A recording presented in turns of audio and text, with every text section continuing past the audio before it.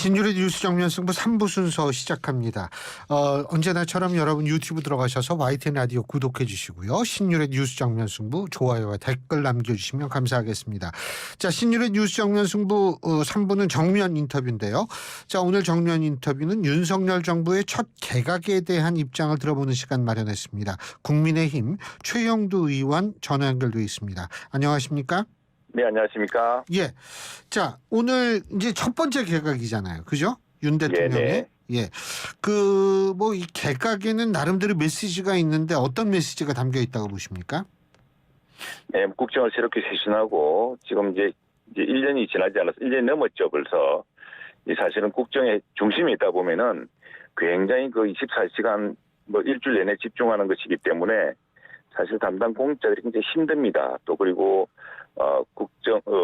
정부 조직 내에 새로운 인사의 쇄신을 통해서 또 숨통도 트고 또 새로운 활력도 불어넣는 그런 과정인데 정상적인 어느 정부에서는 있었던 정상적인 인사라고 보여집니다. 예, 정상적인 인사다. 네네. 인사야 대통령이 하는 거니까 비정상적인 인사는 있을 수 없는 거 아니에요? 아니 근데 이제 통상 1년 정도 모든 사람들이 예. 신정부가 출범하고 1년을 지나서 예. 개각이 있고 하는 그런 것들은 통상 역대 정부에서 있어왔던 일이다 이런 이야기죠. 알겠습니다. 네네. 자, 이 통일부 장관에 내정된 김영호 교수요.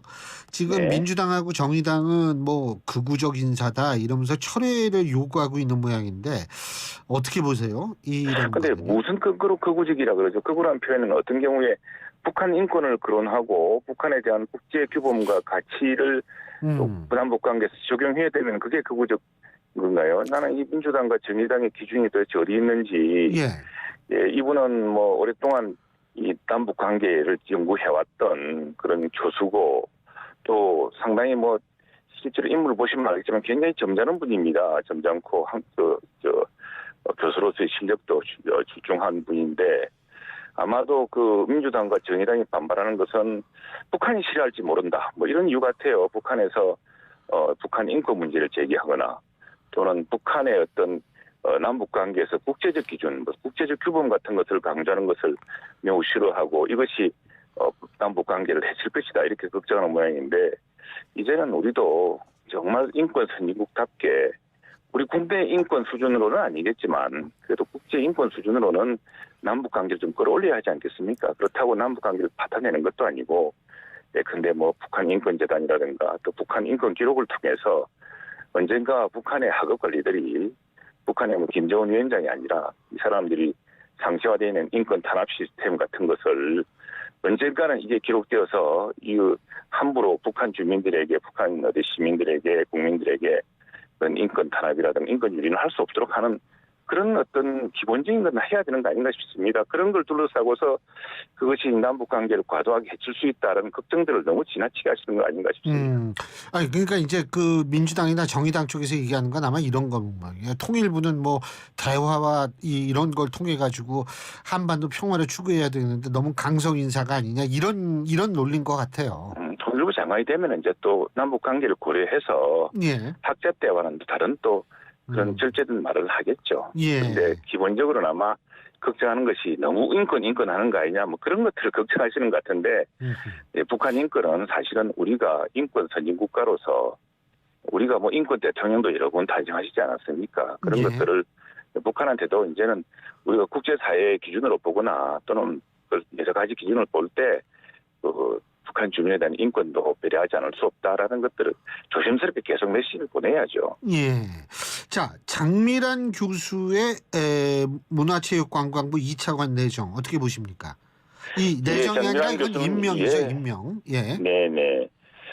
역도 스타 출신이지 않습니까? 2008년 베이징 올림픽 때 금메달리스트였고 2013년 이후에는 이제 용인대 교수를 재직해왔죠. 사실은 체육인 출신들이 2차관을 했던 것은 있었습니다. 지난 이번이 세 정부에서도 번째죠. 2019년에 문재인 정부 때도 수영 국가대표를 지낸 최윤희 전 차관이 있었죠. 저도 21대 국회의원이 되어서 문체위에서 우리 최윤희 차관을 상임위에서 자주 보고 했는데 그래서 특히 이제 여성이라는 점 그리고 또 여성 체육인으로서 올림픽 금메달리스트까지 오른 그런 스타 어떤 불굴의 의지랄까 이런 것들을 보여준 여러 가지 그 스토리가 있는 분이 아닌가 싶습니다. 네. 예, 그렇습니다. 그런데 이제 또 일각에서는 이 차관급의 차관에 이 네. 대통령 비서관들이 대거 임명이 되지 예, 않았습니까? 이제 예. 이것을 두고서 이 두 가지 얘기가 나오는 것 같은데, 예. 이 첫째로는 이제 대통령의 의중을 잘 아는 분들이니까 이분들이 예. 이 장관보다 오히려 더 막강한 차관이 되는 것 아닌가 이런 우려가 있는 제기하는 측이 있는데 어떻게 보십니까?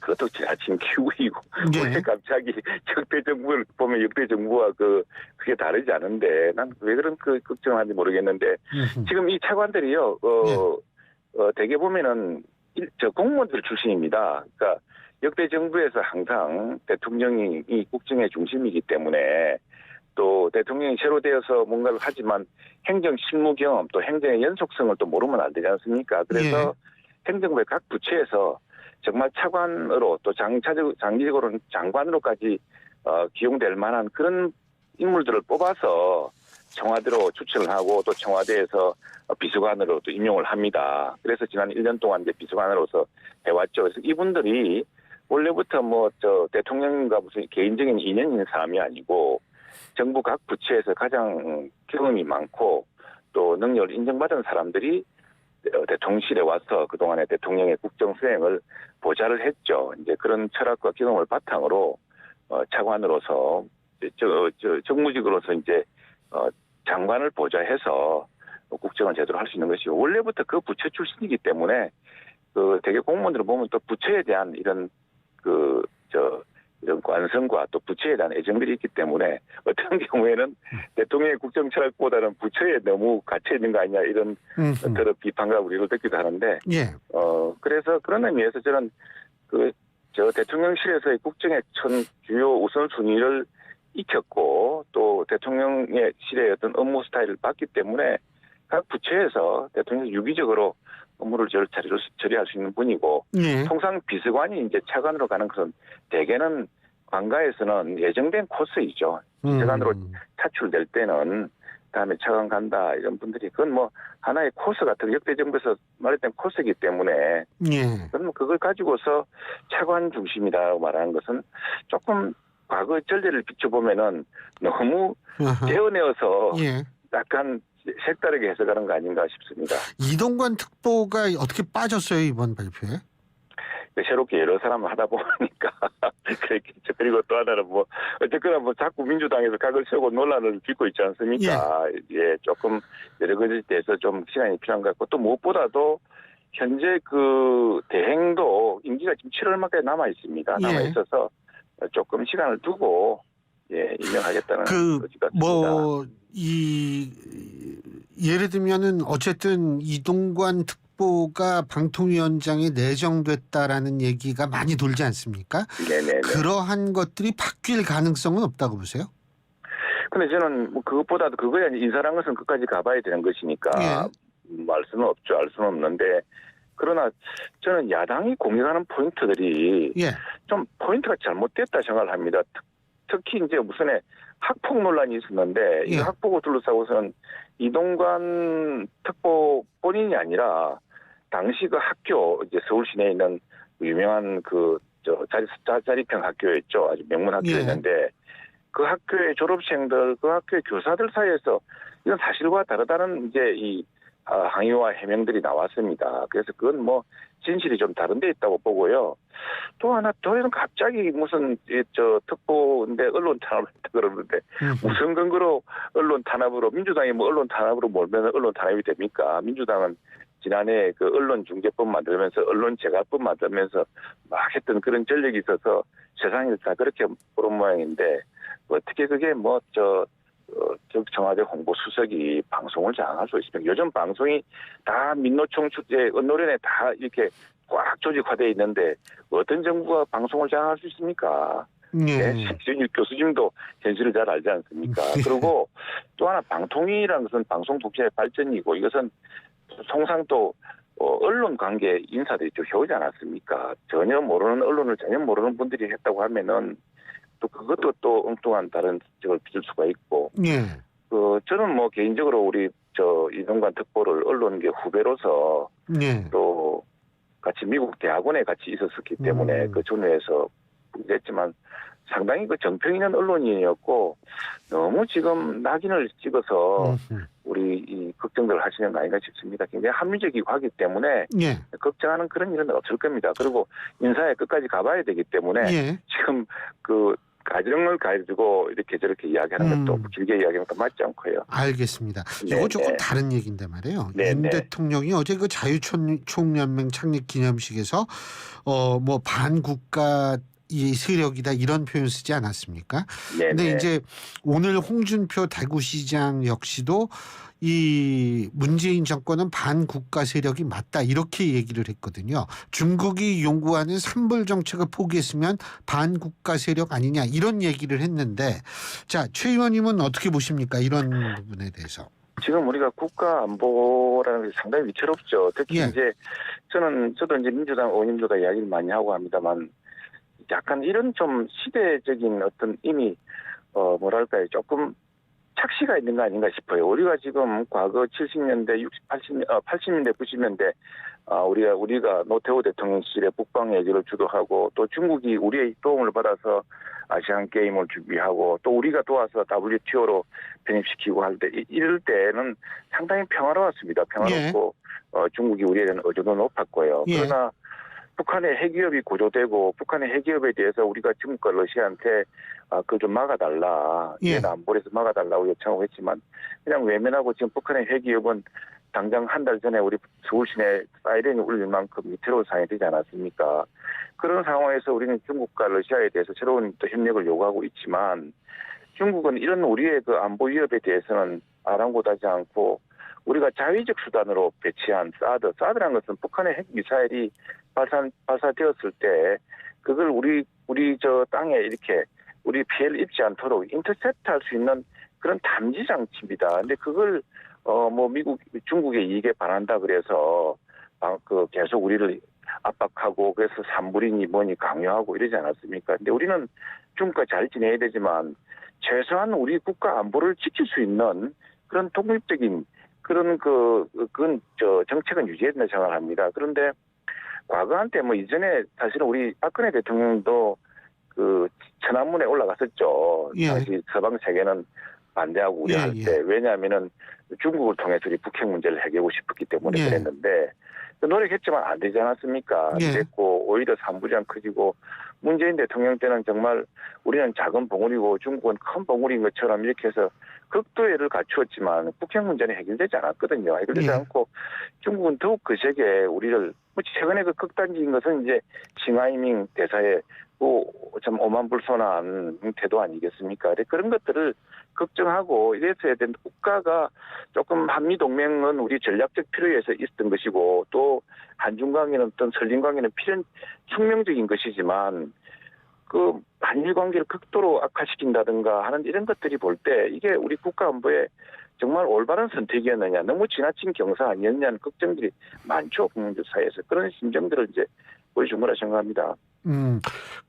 그래서 어떻게 그 홍준표 시장의 표현이 맞다고 보시는 거예요? 홍준표 시장이 정확히 뭐라고 그러셨죠? 문재인 정권이 중국이 요구하는 산불 정책을 포기했으면 반국가 세력 아니냐 이렇게 얘기를 했다는 겁니다.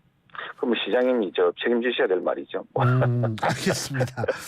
자, 지금 이제 후쿠시마 오염수 방류가 네네. 이제 임박한 것 같은데 말이에요. 네네. 뭐 IAEA 사무총장도 우리나라에 또 일본 갔다가 온다는 거 아닙니까? 네네. 이렇게 되면은 어떻게 이게 좀 가라앉을 거라고 보십니까? 이 국민들의 뭐 근심이나 사실 뭐 공포라는 표현도 그렇게 어색하지 않을 것 같은데 어떻게 보세요? 근데 이제 사실은 이게 올해는 2011년이죠. 이게 후쿠시마 쓰나미가 있고 그럴 해서요. 거예요. 예. 예. 그래서 한 10여 년 동안 이 문제는 계속 지속되어 온 겁니다. 특히 2011년에 쓰나미가 후쿠시마 원전을 휩쓸면서 이미 원전에 많은 지금 오염수가 이미 엄청나게 바다로 쏟아져 나왔습니다. 그 뒤로 국제사회가 계속 그걸 관심을 갖고 지켜보고 있고 그 수치가 달라지는지 우리나라 해양수산부와 원안위도 보고 있는 것이고요. 그래서 지난 10년간 이제 국제사회가 이걸 어떻게 할 것이냐, 일본은 어떻게 할 거냐 해서 했는데 지금 뜬금없이 뭐 민주당 일각에서 유엔 이야기가 나옵니다만 유엔의 일반적인 문제를 다루지는 않습니다. 이 문제는 유엔의 기구인 예. IAEA에서 최고의 과학적인 그 방법으로 논의해서 하기로 했고 그래서 각국의 이 대표들이 다 갖고 우리나라도 문재인 대통령 시절에 우리나라 그 원안위 전문가들이 IAEA에 파견되어서 논의하고 있고 그것이거든요. 그리고 지금 하나는 이 사람들이 후쿠시마의 위치를 정확히 알았으면 좋겠습니다. 태평양 쪽이죠. 동해 쪽이 아니라. 북태평양 쪽입니다. 예. 그래서 이거는 뭐 그 해류 자체가 우리 동해로 들어오기까지는 굉장히 시간이 많이 걸리는 것이고 뭐 후지산을 넘어오지 않는 이상은 사실은 동해로 바로 오지는 않지만 그렇게 보자면 이 국제적인 당사국은 제1차 당사국은 우리보다는 오히려 캐나다, 알래스카인 미국, 또 캐나다,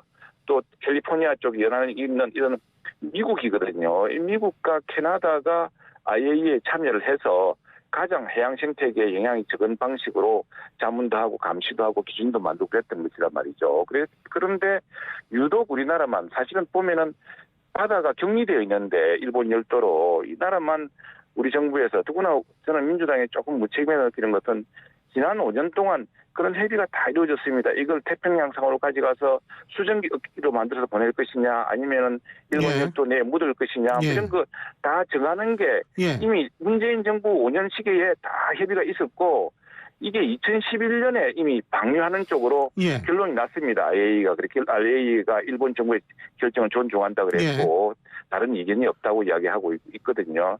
그래서 이건 상당히 과학적으로 검증되고 있으면서 과학을 통해서 최선의 해법을 찾는 과정을 국제사회에 거쳐왔고 우리 2021년. 못지않게 예. 일본 의원들도 그렇지만 캐나다, 미국이 눈을 부릅뜨고 있는 사안입니다. 캐나다, 미국이 뭐가 아쉬워서 일본 눈치를 보겠으며 일본이 지금 우리나라 민주당 일각이 주장하는 것처럼 그런 해양 생태계를 파괴할 걸 된다면 예. 1차로 파괴될 것이 예. 알래스카와 알겠습니다. 캐나다와 캘리포니아 해변인데 가만히 있겠습니까? 그래서 그랬더니 예. 민주당은 갑자기 말이 궁한 지 30년 후까지도 내다보는 예. 것이 과학이 못하는 것을 내다보는 것이 뭐라고 하는데 예. 이건 너무 지나치다 싶습니다. 알겠습니다. 알겠습니다. 오늘 말씀 여기까지 네네. 듣죠. 고맙습니다. 네, 교수님 들어가세요. 예, 고맙습니다. 네.